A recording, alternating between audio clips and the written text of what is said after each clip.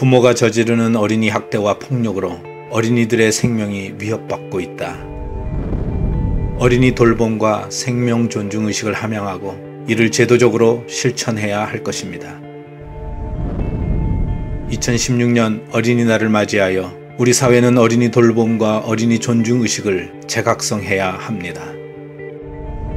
최근 우리 가정에서 부모의 심각한 폭력으로 인하여 어린이들이 신체적, 정서적, 심리적 인간 생명의 권리가 훼손되는 안타까운 사례들이 보도되었습니다.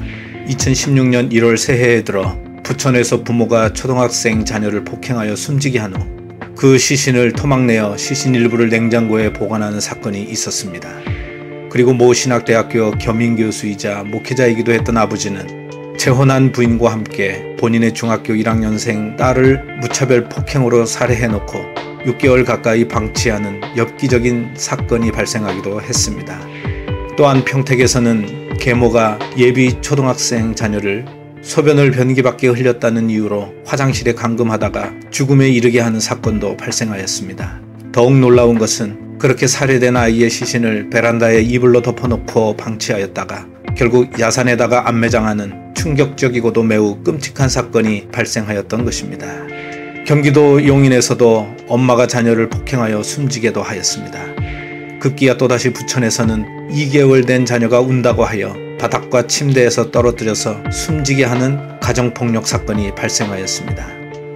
물론 일부이기는 하겠지만 지금도 우리나라 대한민국의 어느 가정에서는 이처럼 어린이들의 꿈과 삶이 끝없이 무너져가고 있습니다. 우리가 잘 알고 있는 세계적인 폭력자이며 독재자인 아돌프 히틀러, 그의 가정사에서 어린 시절의 히틀러가 겪었던 그의 심리적인 흐름을 살펴볼 수가 있습니다. 폭력적이었던 그 가정 분위기는 결국 어린 히틀러를 파괴자의 모습으로 표출되게 만들었습니다. 그는 어릴 때부터 아버지에게 미움을 받았고 아버지의 가정 폭력을 당하며 자랐습니다. 폭군인 아버지도 역시 불우한 가정력 속에서 어린 시절을 보냈습니다. 불행하게도 어머니도 남편에게 구박과 학대를 당하며 생활했습니다. 가정폭력을 당하며 자란 어린 히틀러는 자신을 폭력의 방패로 만들었습니다.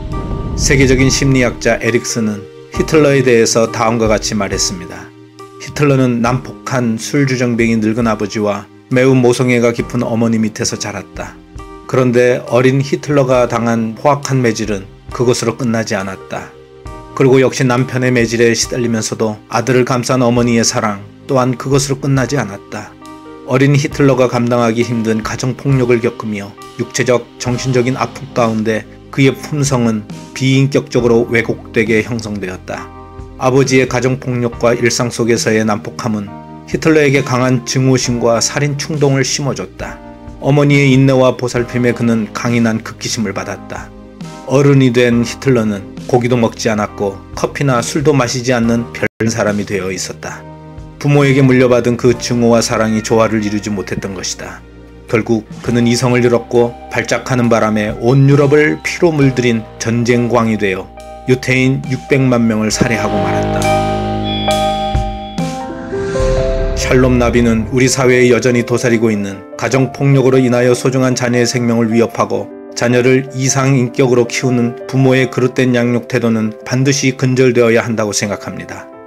다시는 폭력으로 인해 가족이 더 어려움을 겪지 않기를 바라며 다음과 같이 강력히 촉구합니다. 어린이와 청소년을 두고 있는 가정에서는 그들에게 다음과 같은 점을 가르치고 고쳐야 할 것입니다.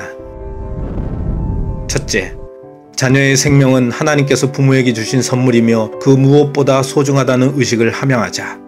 어린이는 부모의 소유물이 아니라 창조주께서 부모에게 맡겨주신 사랑의 선물이다. 어린이는 독립적인 인격체로서 하나님께서 부모에게 위탁하신 것이라는 사실을 알아야 한다. 어린이는 부모의 소유물이 아니다. 그러므로 부모가 임의로 어린이를 학대해서는 안 된다. 부모는 교육이라는 미명하에 어린이들에게 어떠한 해를 가하는 심리적, 정신적 행동을 하지 않아야 한다. 생명병시로 인해 청소년들은 자신의 생명은 물론 타인의 생명, 곧 인간 생명에 대한 존중의식이 부족한 상태로 나타나게 되며 그렇게 어른으로 성장하여 결국 또다시 폭력적인 가정을 이루는 것이다. 둘째, 가정의 어린이와 청소년은 대한민국 미래의 희망이며 기둥이다. 정부, 기관과 시민단체, 기독교 기관 그리고 교회는 각 가정의 부모들이 자녀들을 건강한 정신과 마음으로 행복한 삶을 살 수 있도록 긍정적인 사고와 적절한 감정 조절을 할 수 있도록 도와야 한다. 부모는 자녀들의 인격을 존중하고 스스로 정신 건강을 바르게 유지할 수 있는 능력을 키울 수 있도록 지속적인 관심이 있어야 할 것이다. 이 가운데 가장 중요한 것은 가정에서 부모가 어린이들에게 사용하는 밝은 언어와 사랑의 언어와 관심이다. 어린이들은 부모의 사랑을 먹고 자란다. 그리하여 원만한 사회인으로 성장하게 되는 것이다. 셋째, 어린이 돌봄과 생명 존중 의식을 사회적으로 지속적으로 강조해야 한다. 21세기 현재에도 대한민국의 가정은 어린이와 청소년들이 가정폭력으로부터 노출되어 있다. 이에 대한 심각성을 인식하고 정부와 시민단체 그리고 건강한 가정과 교회에서는 생명 존중에 관한 교육을 부모와 자녀들에게 반드시 해야 됨을 재차 강조한다. 우리 사회에 만연되어 있는 생명에 대한 경시풍조, 나의 삶이 곤경에 처해 있거나 특히 대인관계에서 받은 상처가 심해 삶의 의욕이 상실될 때가 너무 많다. 또한 청소년 문화 속에 있는 생명 경시의 언어 행동을 찾아 바로 고쳐야 한다. 넷째, 가정폭력 예방교육 프로그램의 개발이 이어져야 할 것이다. 가정폭력 예방을 위해 각 가정과 학교에서는 개인, 집단 상담을 통해 그들에게 생명의 소중함을 깨닫게 하고 생명 존중 의식을 높일 수 있는 대책 마련과 함께 정부에서는 교육과학기술부와 여성부에서는 관련 예방교육 프로그램의 개발이 계속적으로 이어져야 할 것이다. 자녀들이 매우 힘든 상황에 처하여 자학하거나 자살하고 이를 행동으로 옮기려는 충동이 일어나게 되면 주변에 있는 교회의 목사, 생명을 소중히 다루는 상담기관, 경찰관, 믿을 수 있는 친구에게 언제든지 도움을 구할 수 있는 방법을 알 수 있도록 교육해야 한다. 정부 관련 교육부처와 학교와 학원 그리고 생활 주변에 위기 상황이나 가정폭력의 위험에 처해 있는 어린이와 청소년들이 있다면 상담과 치료를 위하여 적절한 도움 방법과 관련된 정보를 제공하도록 한다. 다섯째, 예비신랑 신부에게 결혼예비학교 이수를 제도화하는 것도 연구해 보아야 한다. 우리 사회 안에서 가장 가까이 살고 있는 가족들 안에서 폭력이 집중적으로 행사되어진다. 이러한 사실은 자녀를 양육할 수 있는 성숙한 준비가 되어 있지 않는 상태에서 부모가 되었기 때문이다.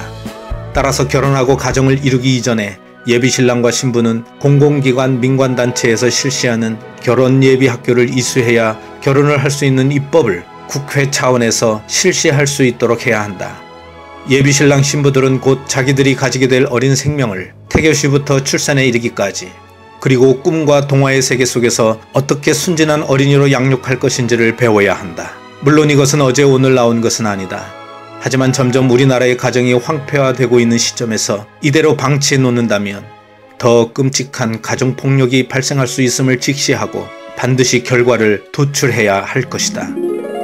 여섯째, 한국교회는 어린이 인격의 바른 성장을 위한 부모교육 프로그램을 실시해야 할 것이다. 한국교회는 주일학교 시스템을 재정비하고 어린이들을 돌보아야 하며 그들이 올바른 인격으로 존엄감을 가지고 성장하도록 노력해야 할 것이다. 그리고 부모들의 자녀교육 프로그램을 개발하고 실시하여야 할 것이다. 2016년 4월 27일 샬롬을 꿈꾸는 나비 행동 1동